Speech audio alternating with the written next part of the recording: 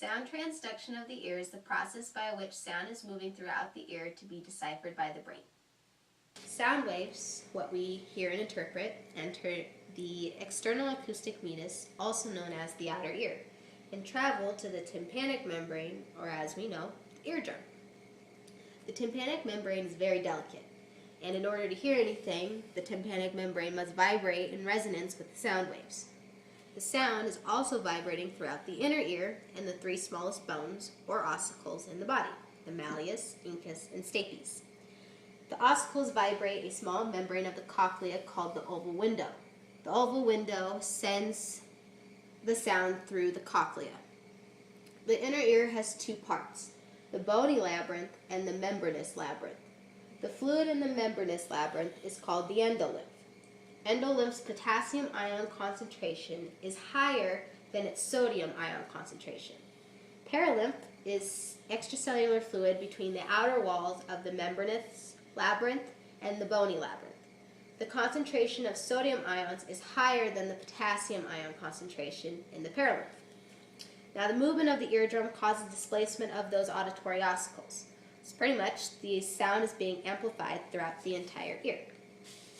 Now, the sound travels through the ossicles to the cochlea, through the oval window. The cochlea is a double-layered tube filled with fluid, and then that fluid in the cochlea moves. This fluid makes the hair cells bend. The hair cell has a resting potential between -45 and -60 millivolts, relative to the fluid that bathes the basal ends of the cell. At resting potential, only a small fraction of the transduction channels open. The hair bundle is displaced in the direction of the tallest stereocilia, closely similar to cilia or microvilli, as they stand at the apical surface of hair cells. When this happens, more cation selective channels open, causing depolarization as potassium ions enter the cell. Depolarization in turn opens the voltage-gated channels in the hair cell membrane, and the resultant calcium ions influx causing the neurotransmitter to release information from the basal ends of the cell into the auditory nerve endings. The auditory nerve, or vestibulocochlear nerve, picks up neural signals caused by the bending of the hair cells.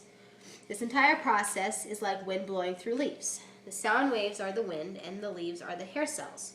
When the sound waves blow through, then the hair cells bend. Now, some of these signals send high-pitched sound information and the others send low-pitched sound information.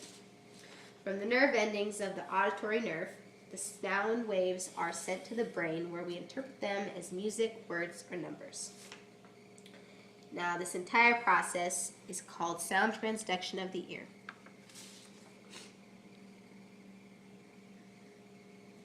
Thank you for watching.